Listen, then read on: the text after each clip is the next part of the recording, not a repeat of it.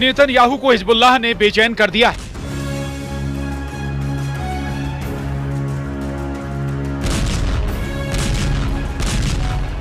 Israel की राजधानी तेल अवीव से करीब 10 किलोमीटर दूर ये आग लगी है क्योंकि हिजबुल्लाह ने फायर किए हैं। 340 रॉकेट हमला तेल अवीव पर हुआ, हमला हाइफा पर हुआ, हमला अशदोद समेत कई और इलाकों में हुआ।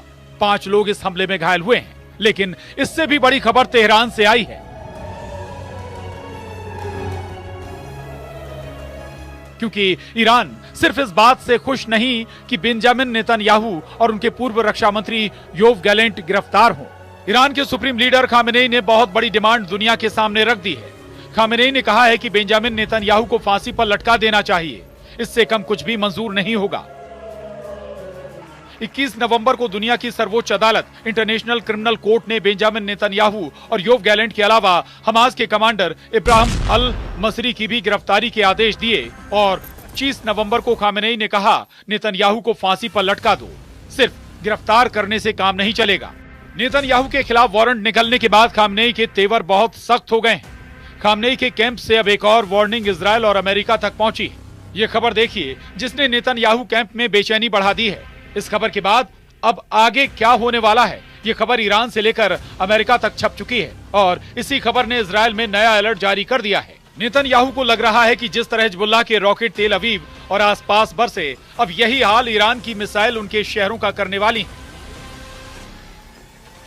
यही वजह है कि इजराइल की कैपिटल तेल अवीव, इजराइल का दूसरा सबसे बड़ा शहर और पोर्ट सिटी हाइफा, इजराइल का तीसरा सबसे बड़ा शहर अश्केलॉन, इजराइल का सबसे बड़ा बंदरगाह अशदोद, इजराइल का सबसे खतरनाक मिलिट्री बेस नेवातिम, नेगेव के रेगिस्तान में सबसे बड़ा शहर बीरशेबा, इन्हें मिलाकर इस वक्त इजराइल के 25 शहरों में ऐसा अलर्ट है। एक ऐसी घड़ी टिक टिक कर रही है जिसमें हमले वाले अलार्म की घंटी नहीं बजेगी। इस घड़ी का कंट्रोल ईरान के पास है।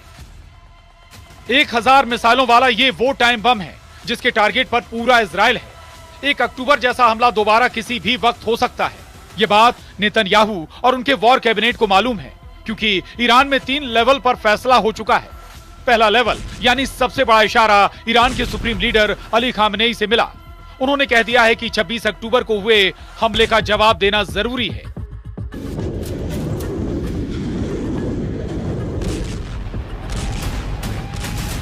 दूसरा लेवल यानी सरकार के स्तर पर ईरान के राष्ट्रपति मसूद पेजेश्कियान ने कहा कि ईरान अब इजराइल से बदला जरूर लेगा। और तीसरा लेवल यानी ईरान की सेना रेवोल्यूशनरी गार्ड्स के बड़े कमांडर हुसैन सलामी ने कह दिया है कि इजराइल को सजा जरूर मिलेगी।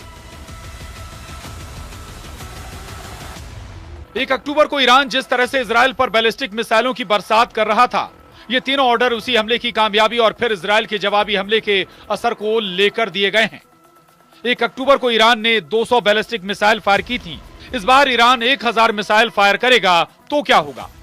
ये बात इजराइल से ज्यादा अमेरिका को परेशान कर रही है, क्योंकि युद्ध बढ़ा तो खाड़ी में अमेरिका के अड्डे ईरान के सॉफ्ट टारगेट बन सकते हैं। क्योंकि गाजा में जारी ऑपरेशन में अमेरिका इजराइल के साथ खड़ा रहा है। बहुत साफ है कि ईरान में हर लेवल पर यह बात पक्की हो चुकी है कि अब इजराइल पर काउंटर अटैक उसकी जिम्मेदारी बन चुकी है। लेकिन क्या यह इतना आसान होगा? आखिर ईरान और इजराइल के बीच में सबसे बड़ा युद्ध होने जा रहा है। क्या इजराइल पर ईरान का हमला आज ही होने वाला है? क्या ईरान का बदला लेने वाला हथियार एक्टिव हो चुका है? इस वक्त इजराइल और अमेरिका दोनों ईरान में होने वाली हर हरकत पर नजर रख रहे हैं। उनकी टेंशन बढ़ गई है। अब अमेरिका भी परेशान है कि ईरान ने इजराइल पर तीसरी बार हमला किया तो उसके पास भी युद्ध में शामिल होने के अलावा कोई रास्ता नहीं बचेगा। जबकि ट्रंप कह चुके हैं कि वो युद्ध खत्म करेंगे। लेकिन दूसरा सच ये है कि गाजा और लेबनान में अब भी इजराइल की बमबारी नॉन स्टॉप चल रही है। लेबनान में इजराइल और हिजबुल्लाह के युद्ध का अब तक का रिजल्ट देख लीजिए। लेबनान में 3600 से ज्यादा लोग मारे जा चुके हैं, 15000 से ज्यादा घायल हैं। इजराइल के 110 सैनिक और करीब 50 नागरिक मारे गए हैं। लेबनान में करीब 12 लाख की आबादी बेघर हो चुकी है।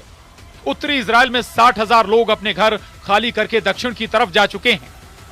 कॉर्ड्स के तेवर ऐसे समझिए कि जैसे ही हिजबुल्लाह ने तेल अवीव को टारगेट बनाया, कुछ ही घंटों बाद बेरूत का ये हाल हुआ। नेतन्याहू के फाइटर जेट्स ने बेरूत में बंकर बस्टर बम गिराने शुरू कर दिए, लेकिन इजराइल अब ईरान के अगले हमले के लिए तैयार हो रहा है, जो उसे लग रहा है कि किसी भी वक्त लॉन्च किया जा सकता है। ये तनाव अब पूरी दुनिया महसूस कर रही है, इसमें कोई शक नहीं। अब सवाल है कि ईरान काउंटर अटैक नवंबर में करेगा या दिसंबर तक इंतजार करेगा।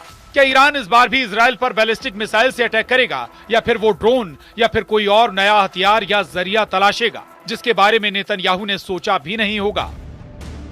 ईरान बार बार वार्निंग दे रहा है। क्या ये माइंड गेम है, या फिर वाकई खामेनेई के जनरल इस पर बटन दबाने के लिए तैयार हैं? ये बात इजराइल के लिए डिकोड करना सबसे बड़ा चैलेंज बन चुका है। Bureau report, news 18।